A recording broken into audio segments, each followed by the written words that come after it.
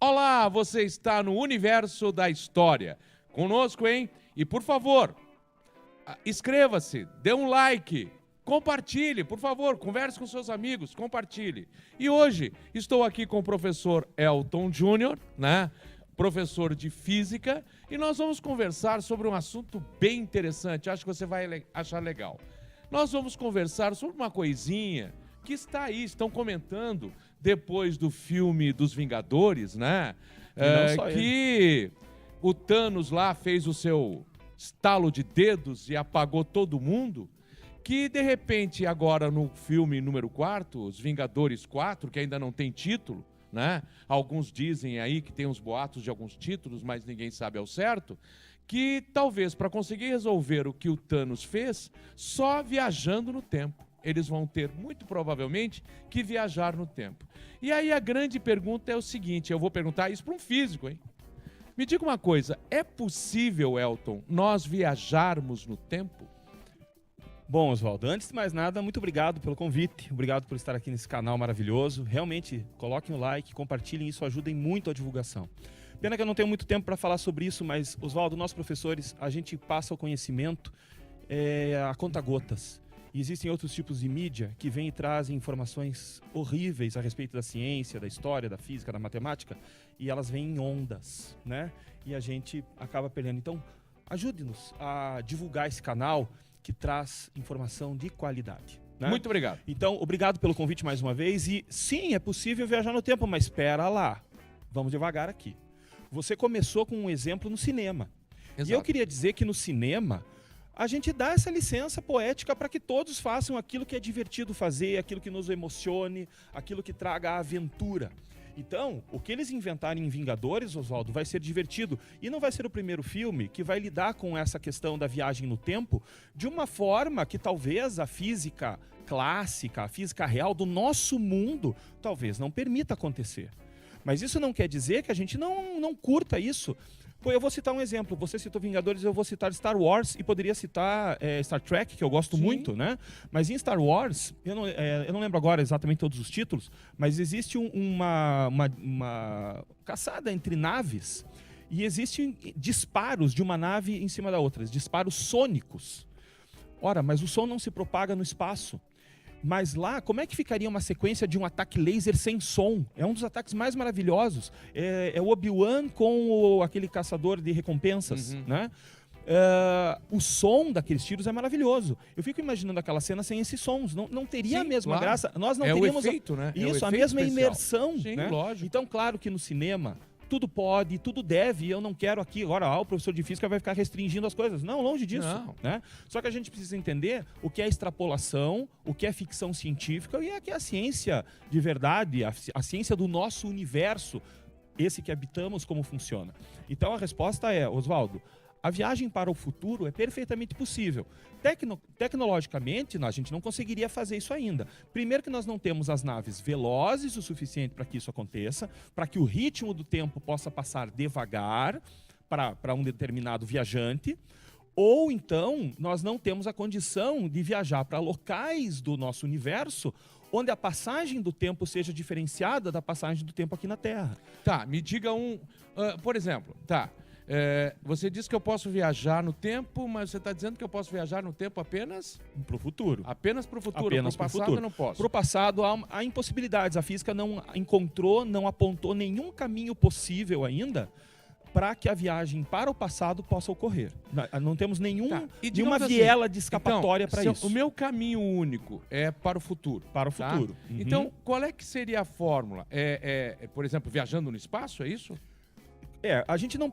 Chega um momento, Oswaldo, que a gente não pode dissociar espaço de tempo. Nós temos um mesmo organismo chamado espaço-tempo, um mesmo meio, onde espaço e tempo, no fundo, acabam sendo a mesma coisa. Como se fosse uma trama, como se fosse um tecido que é deformável. E se você deforma o espaço, você, de alguma forma, também está deformando o tempo. Então, o que deforma isso? O que deforma o espaço-tempo é a presença de grande massa ou de grande energia.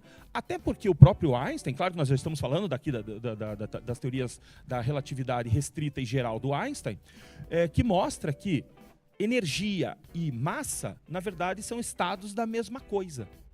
Então, quando a gente fala que o universo é moldável, que o espaço-tempo é moldável, ele é moldável pela presença de grande massa ou de grande energia. E o Einstein, na teoria da relatividade restrita, mostra pra gente que quanto mais rápido está um observador, quanto mais rápido está um astronauta na sua nave, o tempo dentro da nave passa num ritmo muito mais lento do que aquele que ficou para trás, aquele que ficou na Terra. E aí nasce o paradoxo dos gêmeos. O paradoxo dos gêmeos mostra que dois gêmeos, obviamente, nascidos no mesmo instante, no mesmo tempo, com a mesma aparência, um deles permanece na Terra e o outro faz uma viagem espacial a velocidades muito próximas à da luz. Então eu estou falando aqui, Oswaldo, não das nossas velocidades do dia a dia, do carro, da bicicleta, do avião supersônico, da nave espacial que entra em órbita da Terra, cujas velocidades são relativamente grandes para nós. Nem dessas velocidades eu estou falando, porque elas são velocidades ainda muito pequenas quando comparadas à velocidade da luz. A velocidade da luz é de 300 mil quilômetros por segundo. Em um segundo, no meu relógio, a luz percorre 300 mil quilômetros. Isso praticamente é a distância da Terra à Lua. Então, a luz que reflete na Lua leva um segundo, um pouquinho mais, para chegar até a Terra. Mas essa é uma boa... um bom exemplo para a gente dimensionar isso. Espera um pouquinho. O historiador aqui que sonha em viajar no tempo, porque o sonho de todo historiador é viajar no tempo. Do físico também. Né? Do físico também. O sonho de todo historiador um dia era poder visitar no passado algumas coisas que ele gostaria, alguns eventos que ele gostaria. Mas vamos lá. Você acabou de me dizer o seguinte, então, eu estaria viajando no espaço numa velocidade mais ou menos a da luz. Isso, vamos lá, 99% da velocidade da luz. Para poder viajar, quer dizer, enquanto eu estivesse viajando no tempo, viajando no espaço, automaticamente o tempo passaria mais devagar para mim e o tempo continuaria passando na velocidade da Terra. Então é o que você falou dos gêmeos, né? Então eu estaria envelhecendo mais devagar enquanto eu estivesse na nave, isso, mas o meu irmão gêmeo na Terra estava envelhecendo mais rápido. Só que aí, assim, a gente tem que tomar cuidado. Mas eu sinto, estando dentro da nave, a 99,99% da velocidade da luz, eu percebo que eu estou envelhecendo mesmo? Eu percebo que o meu relógio está passando mais devagar? Não, para você é tudo normal. É relativo, né? Exatamente. Você continua olhando para o teu relógio continua medindo o tempo como media na Terra, para você. Agora, se alguém na Terra pudesse olhar para o teu relógio, veria que o seu tempo está dilatado. Como assim? Veria que o tic-tac estaria mais espaçado. Então, enquanto na Terra a passagem do tempo fosse assim, tic-tac, tic-tac, para dentro da nave, se nós aqui da Terra pudéssemos olhar para dentro da nave, nós veríamos o tic e, passado um bom tempo, o tac. Mais um bom tempo, o tic. Então, é nesse sentido que nós dizemos que o tempo está dilatado. E aí, mas, professor, isso é um problema do relógio, né? É o relógio. Não. O Oswaldo falou bem aqui. É o envelhecimento. Quer dizer, toda a passagem do tempo, incluindo o nosso envelhecimento, o nosso metabolismo, a batida do nosso coração, o ritmo das nossas respirações, tudo é alterado para quem está observando da Terra. Para nós, continua normal. Só que quando eu voltar para a Terra, vamos imaginar, aqui nós temos que fazer continhas usando as equações. Aliás, deixa eu fazer um comentário. Você é aluno do ensino médio, que gosta de física, gosta desse assunto, porque ele é provocante. Você tem condições de entender a teoria da relatividade restrita. Leia com atenção, as equações não são impossíveis, e a minha dica é, comece com as transformações de Galileu, depois vá para as transformações de Lorentz. Aí, veja como o Einstein enxergou nas transformações de Lorentz essa questão da dilatação do tempo e da contração do espaço. Eu tenho certeza que o bom aluno do ensino médio, o aluno interessado, consegue chegar nisso. A teoria da relatividade geral, que mostra daí como que a massa e as altas energias influenciam na deformação do espaço-tempo, essa é um pouquinho mais complicada, né? Mas é uma boa porta de entrada esse início. Tá, mas eu quero te perguntar o seguinte. Você disse, então, que eu, viajando no espaço, a velocidade da luz, ou a 90% da velocidade da luz, eu posso fazer esse processo, então, de viajar, digamos, no tempo. Porque quando você voltar, mais devagar. Quando você voltar para a Terra, você vai encontrar o seu irmão gêmeo já muito mais envelhecido. Vamos lá, com 120 anos... E você, se a tua viagem durou 20 anos, você estará apenas 20 anos mais velho. Mas o teu irmão gêmeo que ficou na Terra, para ele terão se passado 60, 70 anos. Então isso é ter viajado. Você vai voltar para a Terra aí 50, 60, 70 anos no futuro. Então pera um pouquinho. Pera um pouquinho. Sim. Era lá. Existia uma antiga série de TV chamada Túnel do Tempo? Sim, Assista, eu você vai assistia. gostar. Túnel do Tempo. Minha infância. Em que os personagens eram dois, eles entravam naquele túnel e ficavam viajando. Uhum. E daqui a pouco eles estavam, digamos, nos Estados Unidos. Mas quando eles saíam do túnel, eles saíam no Egito Antigo. Certo. Aí daqui a pouco eles caíam no túnel do tempo de novo e iam parar na Inglaterra. Uhum. Tá? E eu sempre achei isso uma furada, porque pera um pouquinho, o cara tá viajando no tempo, mas o cara também acaba viajando e indo parar em lugares diferentes da Terra. E aí eu me lembro de uma coisa, que teve um filme, um livro, né, que depois virou em 2 filmes, do H.G. Wells, A Máquina do Tempo, em que o H.G. Wells nos mostra o seguinte: ele cria uma máquina do tempo e aí ele está parado no lugar com a máquina do tempo funcionando.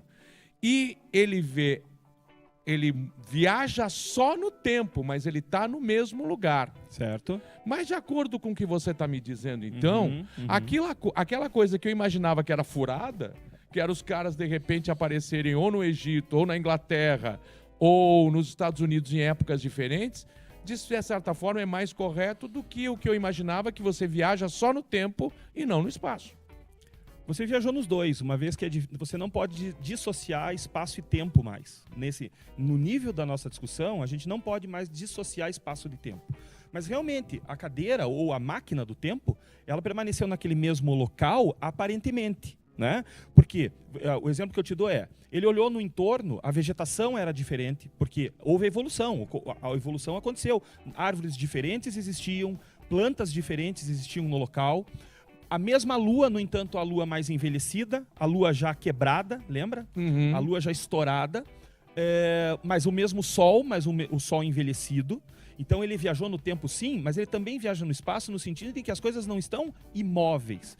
O próprio espaço está dilatando, o próprio espaço está expandindo. O nosso universo não é estático. Uma pergunta bem doida. Como ele está viajando no tempo e no espaço, a Terra está se movendo. O universo está se expandindo, a Terra está se movendo. A Terra se move em torno dela mesma e se torna em torno do Sol, e anda em torno do Sol. Uhum. Isso quer dizer, se eu estiver viajando, supondo, apenas no tempo, no momento em que eu parasse minha nave do tempo, eu poderia estar fora da Terra.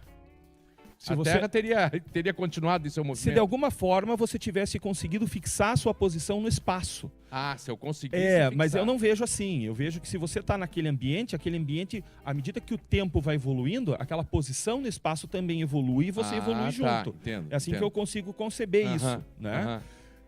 Mas de qualquer forma, houve uma viagem no espaço-tempo. Então há uma defesa para H.G. Wells e a máquina do tempo. Não, eu acho que ali não há erro nenhum, a não ser a dificuldade de aceitarmos uma viagem para o passado.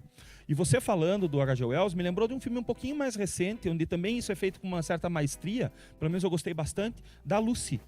A Lucy também está sentada naquela cadeira, naquele escritório, e ela viaja no tempo e no espaço, porque ela de repente ela está em outros lugares, né? Eu não lembro agora, na Times Square, se eu não me engano. Aí de repente, e aí vem o nome do filme Lucy, porque ela consegue ver a macaquinha Lucy e tudo mais. Eu acho que essa é uma sequência bem legal do cinema também, onde ela viaja para o passado. Mas de novo, Oswaldo, isso é cinema e o cinema tem essa liberdade. Jamais deverá deixar de ter. Mas isso não é a ciência. A gente não vê essa viagem no tempo e, eventualmente, se você quiser, a gente pode discutir isso depois. Então eu fiquei preocupado. Fiquei preocupado, então, porque eu estou achando que não tem como desmanchar o que o Thanos fez.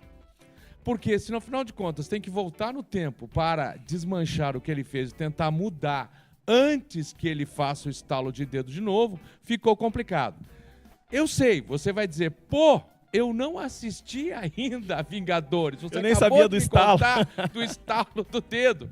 Bem, você já devia ter assistido, certo? Você já devia ter assistido. Vamos continuar com esse papo no próximo programa? Quando você quiser, Oswaldo. Então, próximo programa, vamos conversar mais sobre isso. Um abraço. Não esquece de clicar aí, hein? Inscreva-se no canal, compartilhe, converse com seus amigos. Venha com a gente. Um abraço. Tchau, tchau.